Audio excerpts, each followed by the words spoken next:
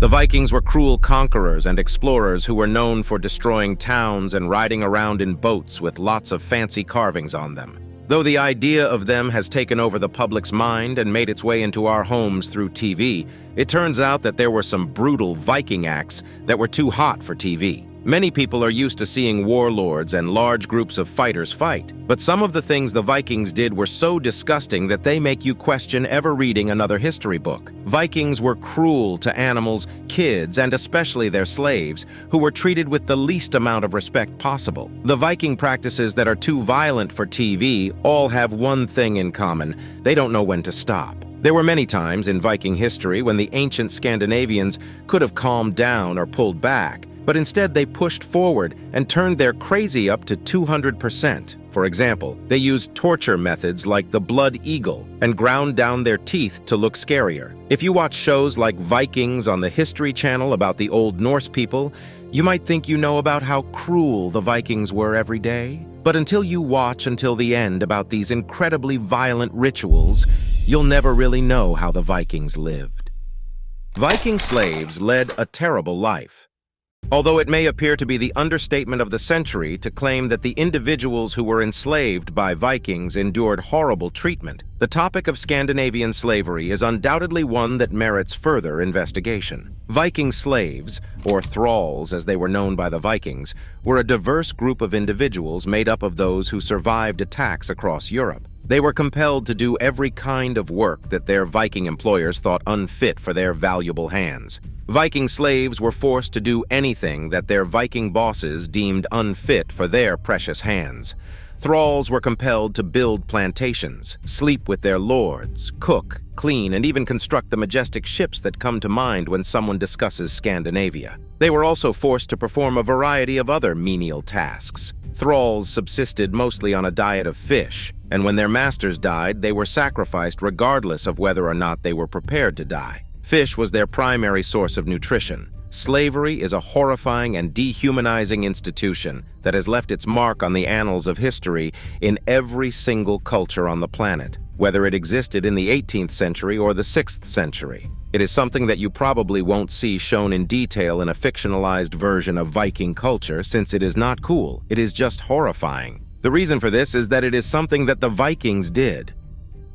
They desecrated the bodies of those they defeated.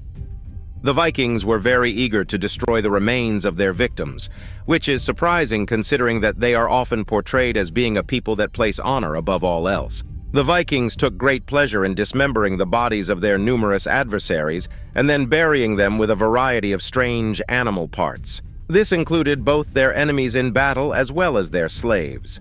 To anyone who is not a Viking, the practice feels very much like an outdated form of the phrase, F you.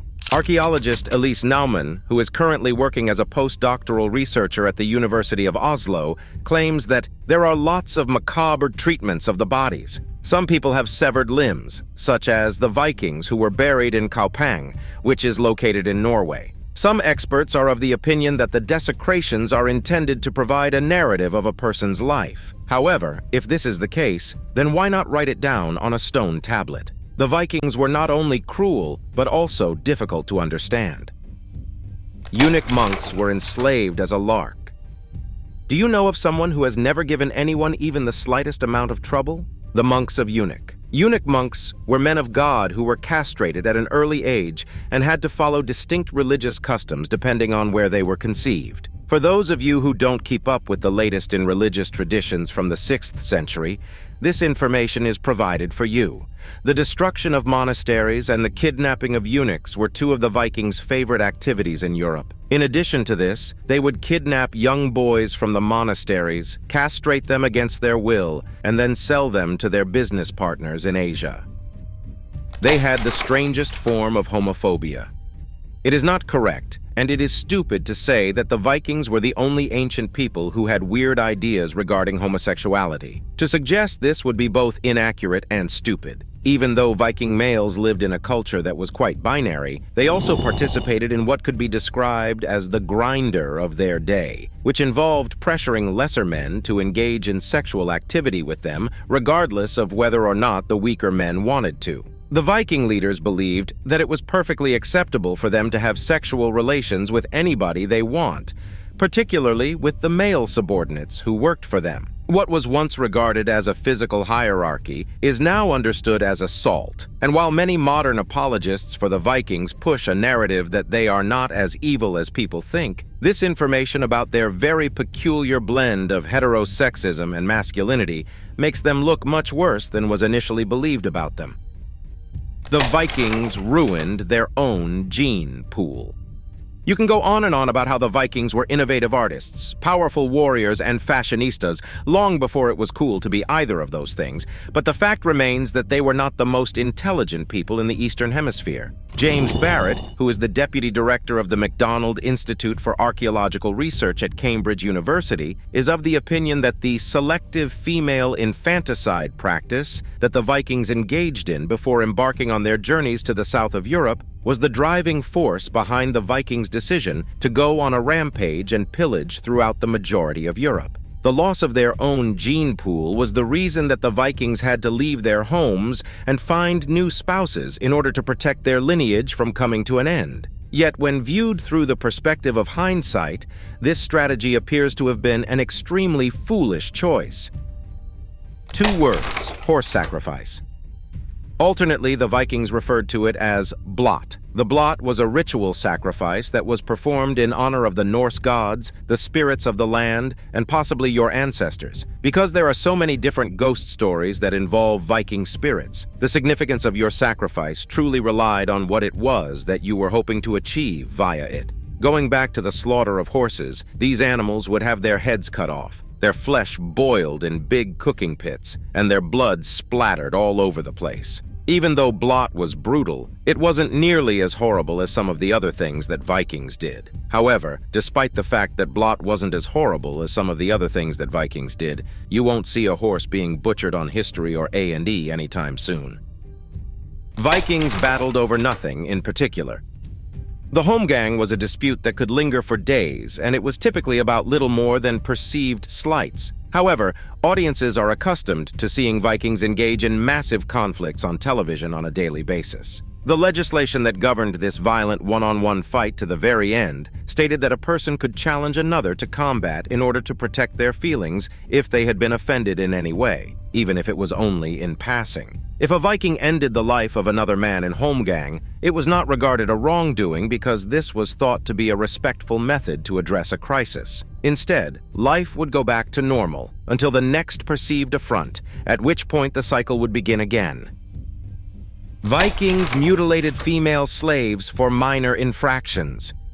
You have found the proper site if you are looking for evidence that the Vikings had an inverted and somewhat ironic sense of crime and punishment. If so, the information that you want can be found here. Even while the Vikings were notorious for their cruel behavior on the battlefield, the way in which they treated the women they had kidnapped in order to use them as concubines and slaves was even more heinous. The punishment for a female slave who was found guilty of committing an offense against her masters was the amputation of her hands and feet, and in certain cases, they were branded on the face as well. What a fantastic bunch of folks they are, and we've decided they need their very own television show. Vikings were fine with having intestinal worms. Not all of the Vikings' cruel rituals were carried out against other people. The Vikings, being the archetypal sadists that they were, reserved the most painful forms of self-inflicted suffering for themselves. Because the Vikings were unable to refrain from eating tainted organ meat, such as the lungs and liver, they became infected with a variety of worms that reside in the intestines. The Vikings didn't bother to cook the food that they were about to consume. Instead, they chose to load themselves with raw meat and were completely content with the fact that they would eventually die of intestinal viruses. This predilection for eating like a junkyard dog has actually created the alpha-1 antitrypsin, A1AT deficiency, which is responsible for the development of emphysema and chronic obstructive pulmonary disease, COPD, in smokers. Jarl Sigurd's fatal infection. It is possible to claim that every untimely death that occurred during the dark ages of humanity was particularly gruesome. Nevertheless, is there any end that is as gruesome as being bitten by a severed head and then dying of an infection? No. Sigurd the Mighty, a Viking who ruled over Orkney in the year 830 AD, engaged in combat with Brigte in Scotland. During the course of the conflict, Sigurd was successful in removing the head of his adversary. Nevertheless, he ultimately met his own demise. According to the legend, after Sigurd beheaded his adversary, he attached the enemy's head to the side of his horse, and Brigte's teeth grazed his leg, which resulted in a severe infection that ultimately led to his death. Vikings filed their teeth down, because who knows why?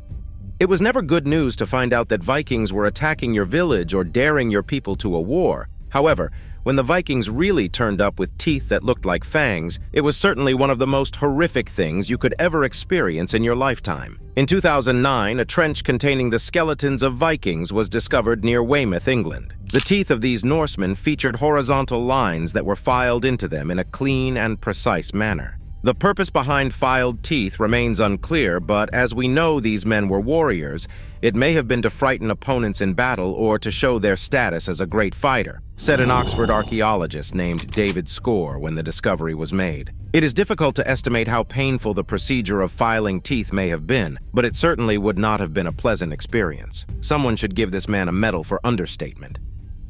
Vikings took torture to a new extreme.